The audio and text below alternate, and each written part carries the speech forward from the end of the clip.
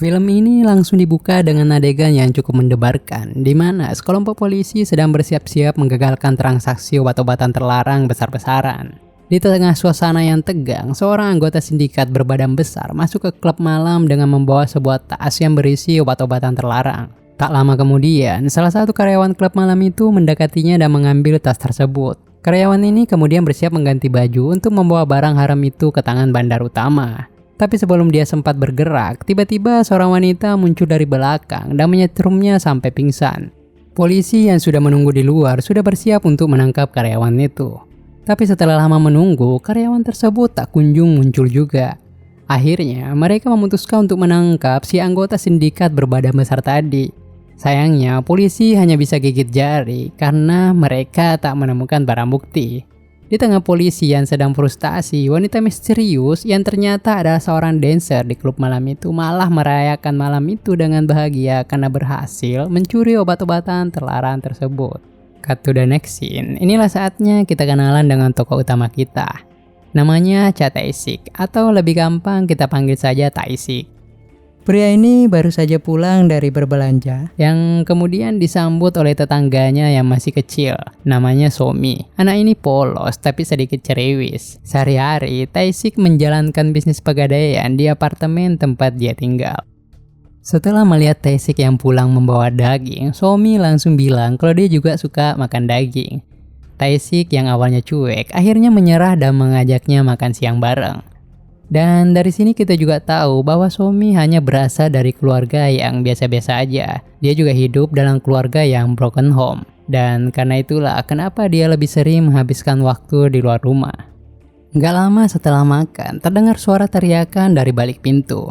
Itu ibunya Somi, yang ternyata adalah wanita penghibur sekaligus pencuri obat-obatan terlarang di awal film. Somi yang ketakutan kalau ketahuan makan siang bareng Tae-sik buru-buru bersembunyi di balik meja. Tae-sik pun terpaksa berkomplot dengan bocah ini karena kalau ketahuan mereka berdua bisa dimarahi habis-habisan oleh ibunya Somi.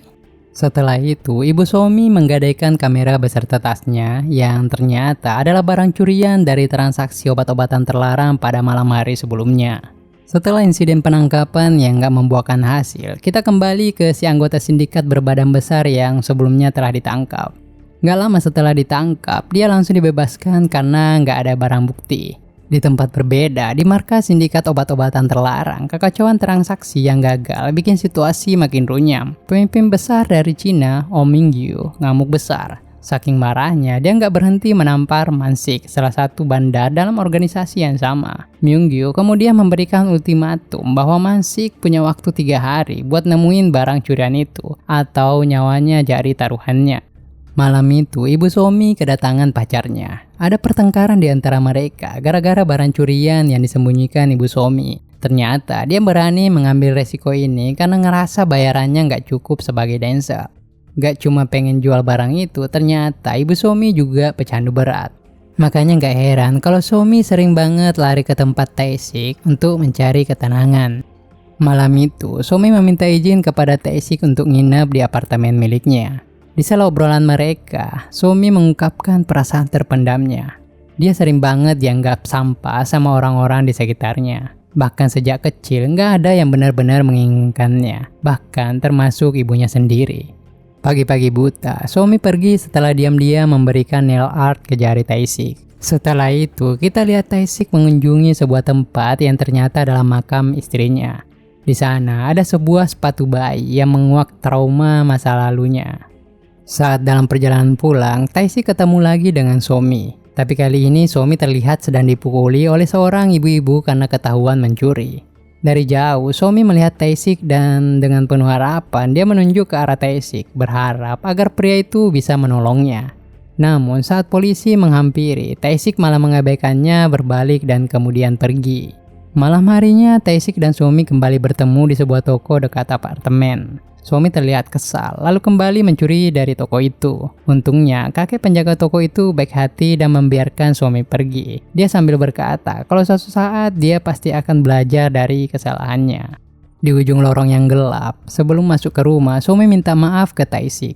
Dia bilang kalau dia udah bikin Tae-sik malu karena orang-orang gak pernah menginginkannya, bahkan ibunya sendiri. Tapi meski begitu, Somi nggak membenci siapapun. Bagi Somi, Tae-sik adalah satu-satunya orang yang bisa dia sayangi, dan itu nggak akan pernah berubah. Sesampainya di rumah, Somi dikejutkan oleh kehadiran salah satu bos sindikat yang sedang menyiksa ibunya. Mereka menginginkan obat-obatan terlarang yang dicuri ibunya malam sebelumnya. Tak berselang lama, Somi dan ibunya dibawa ke dalam mobil oleh para sindikat. Sementara itu, Tae-sik yang baru akan masuk ke apartemennya mulai menyadari bahwa ada yang tidak beres. Ada jejak orang yang membobol masuk. Saat dia masuk, benar saja ada 2 anggota sindikat sedang menunggunya. Tapi dalam sekejap, Tae-sik dengan mudah melumpuhkan mereka berdua. Namun, seorang anggota sindikat lainnya datang sambil menelpon bos mereka dan mengungkapkan kepada Tae-sik bahwa tas kamera yang digadaikan Ibu Somi itu berisi obat-obatan terlarang yang telah dicuri dari mereka.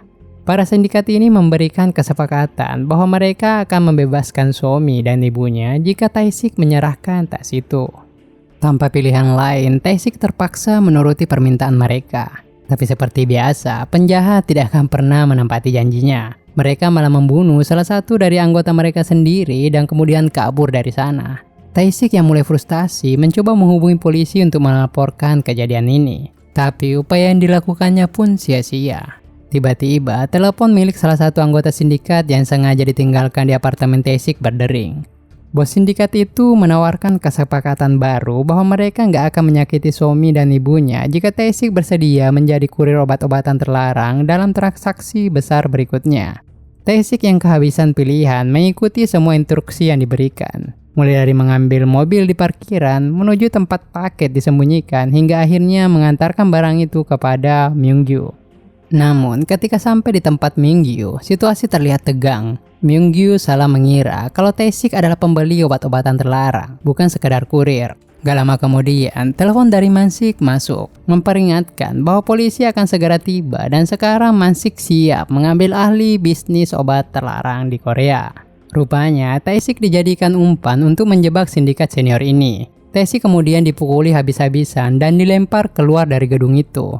Namun beruntung dia tersangkut di jaring pengaman yang ada di bawah. Meski belum sepenuhnya paham situasi, Tae-sik bangkit dan mengejar Myung-gyu untuk mencari keberadaan Somi dan ibunya. Di sisi lain, polisi mulai mengepung lokasi. Tapi Myung-gyu tetap berusaha kabur. Hingga akhirnya mobilnya rusak parah setelah ditabrak mobil Tae-sik. Namun ada satu hal yang Tae-sik sama sekali nggak sangka. Bagasi mobilnya yang rusak akibat benturan tadi terbuka. Di sana, terungkap jasad Ibu Somi berada di bagasi mobil, penuh bekas jahitan setelah semua organ tubuhnya diambil untuk dijual di pasar gelap. Tae-sik yang kini tenggelam dalam amarah dan kesedihan ditangkap dan dibawa ke kantor polisi untuk diinterogasi. Polisi memaksanya untuk menjalani tes urin, tapi hasilnya negatif. Polisi bingung apa hubungan Tae-sik dan Myung-gyu dan kenapa seorang pria biasa bisa terlibat dalam dunia gelap obat-obatan terlarang. Sementara itu, detektif Kim mulai menyelidiki apartemen Tae-sik dan dia terkejut menemukan jasad anggota sindikat yang dihabisi oleh rekannya sendiri di awal film. Nggak sampai di situ, file tentang Tae-sik ternyata bersifat rahasia dan hanya bisa diakses oleh Badan Intelijen Internasional. Di ruang interogasi polisi, sejak melihat jasad Ibu Somi, Tae-sik belum berkata sepatah kata pun.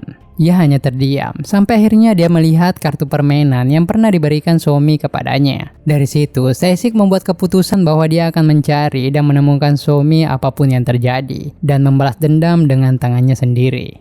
Malam itu, Somi disekap di sebuah rumah kumuh yang dikelola oleh seorang nenek mucikari. Di sana, dia dikurung bersama anak-anak kecil lainnya yang nasibnya nggak kalah menyedihkan. Somi masih belum tahu kalau ibunya sudah tewas dengan tragis pada saat itu, dan nasibnya kini semakin tidak pasti. Di sisi lain, Tae-sik yang ditahan di markas polisi berhasil kabur. Nggak tanggung-tanggung, pelariannya bikin 6 polisi terluka parah dan harus dirawat di rumah sakit. Dan yang paling gila, semua itu terjadi dalam waktu kurang dari 5 menit. Detektif Kim yang semakin penasaran dengan latar belakang Tae-sik akhirnya bergerak cepat. Dia berhasil mendapatkan akses khusus ke file intelijen Amerika. Saat file diterima, detektif Kim dan timnya nggak percaya apa yang mereka baca. Tae-sik ternyata adalah mantan anggota pasukan khusus di Badan Intelijen Negara. Bukan sekedar tentara biasa, Tae-sik dulu sering ditugaskan dalam misi-misi ekstrim, termasuk operasi internasional yang berisiko tinggi. Dia bahkan pernah mendapatkan penghargaan atas jasa-jasanya yang luar biasa.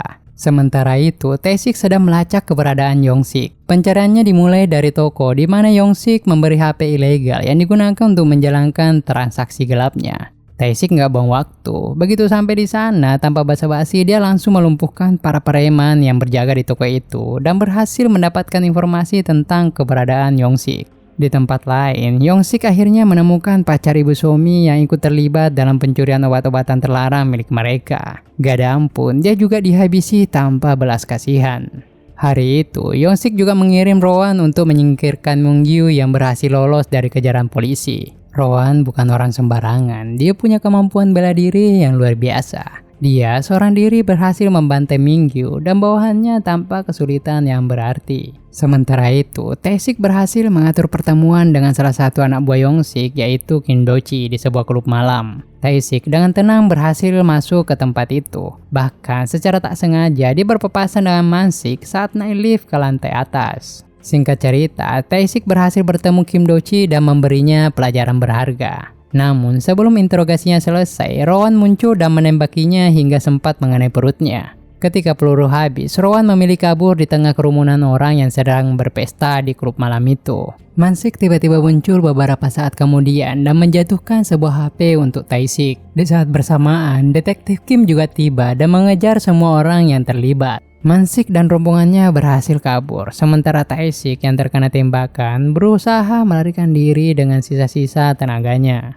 Tak lama setelah itu, HP yang diberikan Man-sik berdering. Di seberang sana, Man-sik dengan santainya mengungkapkan rasa tak berdosanya atas apa yang terjadi pada ibu Somi. Hal itu kemudian makin memicu kemarahan Tae-sik. Malam itu, Tae-sik yang kehilangan banyak darah akibat lukanya, dengan sisa-sisa tenaga yang ada, dia pergi menemui salah satu teman lamanya di pasukan khusus. Namanya Dalsio. Dengan peralatan medis sederhana, mereka melakukan operasi darurat untuk mengeluarkan peluru yang bersarang di perut Tae-sik. Setelah operasi berhasil, flashback dari masa lalu Tae-sik kembali muncul. 3 tahun lalu, dia dan istrinya menerima kabar bahagia. Mereka sedang menantikan anak pertama. Namun, di tengah momen bahagia itu, Tae-sik mendapat panggilan darurat dari Badan Intelijen Nasional. Saat dia berusaha menyelesaikan tugas, istrinya yang sedang hamil besar menunggu di dalam mobil.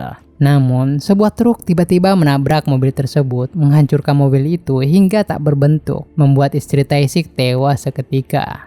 Setelah sadar dari operasinya, Tae-sik langsung meminta Dalsio untuk memberikannya senjata untuk menyelamatkan Somi. Tapi Dalsio memperingatkan Tae-sik untuk tidak kembali ke dunia yang sudah ia tinggalkan. Tapi Tae-sik tak bergeming, dia harus menyelamatkan Somi. Sebagai tanda bahwa dia siap beraksi, Tae-sik mencukur rambutnya seperti saat masih bertugas di masa lalu di Badan Intelijen Nasional.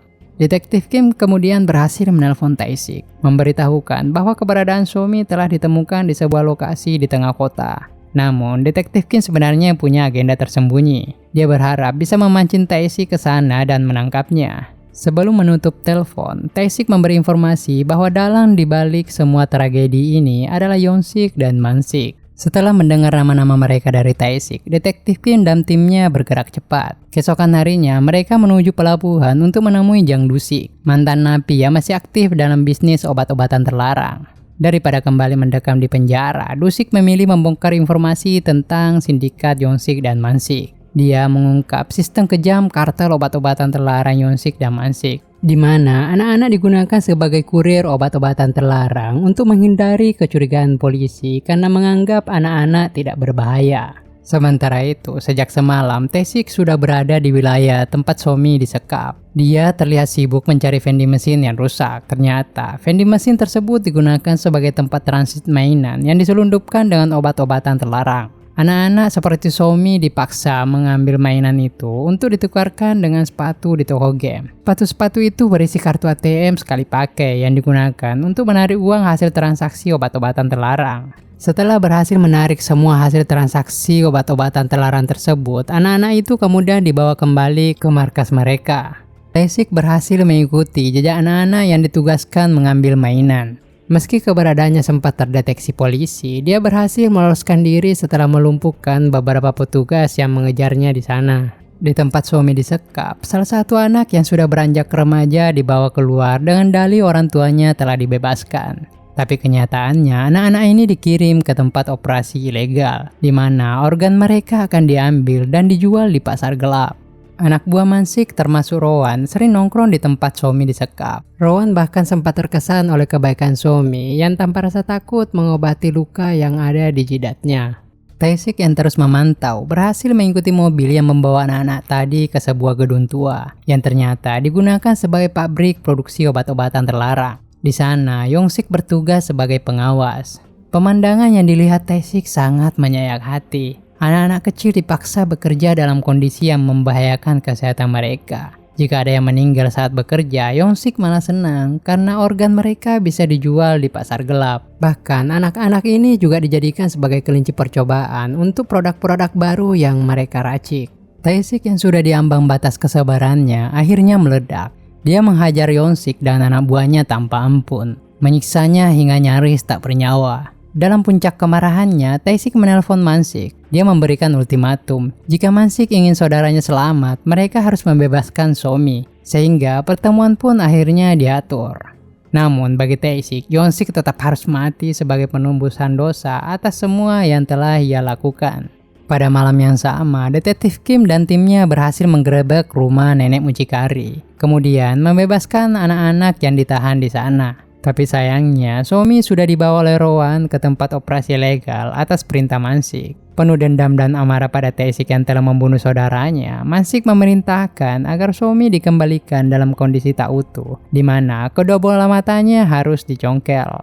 Selesai kesepakatan, akhirnya Tae-sik datang ke markas Mansik. Di sana, dia dikelilingi oleh belasan anggota sindikat yang bersenjata. Tae-sik tetap berdiri dengan tenang, tanpa rasa takut sedikit pun. Ia menuntut agar Somi dibebaskan. Namun, alih-alih bernegosiasi, Mansik malah menyerahkan sebuah tabung kecil berisi bola mata, yang katanya milik Somi. Dengan sombong, dia berkata bahwa inilah akibatnya jika ada yang berani bermain-main dengan sindikat obat-obatan terlarang seperti mereka. Tae-sik yang terlihat menahan amarahnya dengan suara tenang bertanya ke Mansik, apakah kamu punya gigi emas? Karena aku punya usaha pegadaian dan akan sangat senang mencabut gigi emasmu satu persatu. Saat Mansik berusaha kabur dari sana, Tae-sik mulai bergerak. Setengah dari anak buah Mansik dia kalahkan dengan tembakan. Sedangkan Rowan yang sebelumnya mencoba menembakinya dari kejauhan akhirnya kehabisan peluru. Tae-sik dengan kecepatan dan ketenangannya terus melawan 5 orang sekaligus. Satu persatu mereka tumbang di tangannya. Hingga di akhir pertarungan hanya tersisa Tae-sik dan Rowan yang kini tak bersenjata. Kita pun akhirnya disajikan pertarungan sengit yang berlangsung seimbang. Keduanya saling menyerang dengan kekuatan dan kemampuan bertarung yang sangat luar biasa. Namun di akhir laga, Tae-sik berhasil memojokkan Rowan sebelum berhasil menghabisinya dengan satu serangan terakhir yang sangat mematikan. Mansik yang panik berusaha kabur dengan mobilnya di parkiran. Tapi Tae-sik nggak membiarkan hal itu terjadi. Dengan akurat, Tae-sik menembakkan pistolnya, membuat beberapa ban mobil Mansik pecah hingga akhirnya menabrak. Terjebak dan putus asa, Mansik tak punya pilihan lain selain menelpon polisi untuk meminta bantuan. Dengan kaca mobil yang anti peluru, Mansik merasa aman. Yakin Tae-sik nggak akan bisa menjangkaunya sebelum polisi datang. Tapi dengan cerdik, Tae-sik melepaskan tembakan beruntun yang berhasil menembus kaca mobil itu, membuat Mansik tumbang seketika dengan peluru yang berhasil menembus kepalanya. Namun, meski pembalasan dendamnya selesai, Tae-sik merasa hampa. 3 tahun lalu, dia nggak bisa menyelamatkan istrinya. Dan sekarang, dia berpikir telah gagal menyelamatkan Somi. Dalam keputusasaan, Tae-sik sempat berpikir untuk mengakhiri hidupnya. Tapi dari kejauhan, terdengar suara yang samar-samar. Ternyata, itu suara Somi yang masih hidup dan sehat tanpa mengalami luka sedikit pun. Tapi bagaimana bisa? Bukankah kedua bola mata yang tadi diberikan Mansik adalah milik Somi? Ternyata kebaikan Somi yang dulu mengobati luka Rowan membuat dia tidak tega menyiksa gadis kecil itu. Bola mata yang diberikan kepada Tae-sik sebenarnya milik dokter yang seharusnya mengoperasi Somi. Jadi Somi selamat berkat belas kasih yang tak terduga dari Rowan. Tak lama kemudian, Tae-sik pun ditahan oleh polisi. Detektif Kim hanya bisa terdiam terkesima melihat bagaimana Tae-sik seorang diri membantai sindikat obat-obatan terlarang terbesar di Korea.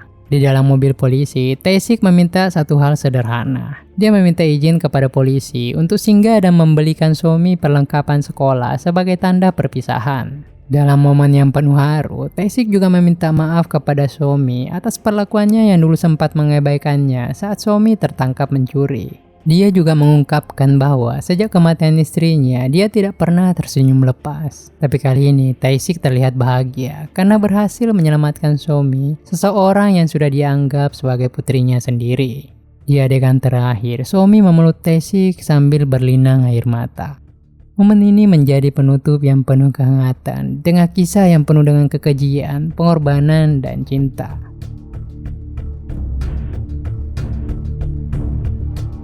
Setiap tindakan memiliki konsekuensi, dan setiap keputusan bisa mengubah hidup seseorang, seperti yang kita lihat dalam kisah Tae-sik dan Somi. Di balik aksi brutal dan pertarungan tanpa henti, ada pesan mendalam tentang cinta, pengorbanan, dan harapan. Tae-sik, seorang pria yang terluka oleh masa lalunya, menemukan kembali makna hidup lewat upayanya untuk menyelamatkan Somi. Kita belajar bahwa meskipun dunia bisa sangat kejam, selalu ada kesempatan untuk berubah. Kebaikan kecil bisa menyelamatkan nyawa, seperti bagaimana Somi dengan kepolosan dan kasih sayangnya mengubah hati seorang musuh seperti Rowan. Jadi, buat kalian yang menghadapi keputusasaan dalam hidup, ingat, di setiap lorong yang gelap selalu ada cahaya. Jangan pernah menyerah pada harapan, sama seperti Tae-sik yang akhirnya menemukan alasan untuk terus berjuang. Kami berharap kalian bisa mengambil inspirasi dari film ini bahwa cinta dan keberanian bisa muncul dari tempat yang tak terduga. Sampai jumpa di rekap film berikutnya. Jangan lupa jadilah seperti Tae-sik, berani, penuh cinta, dan pantang menyerah.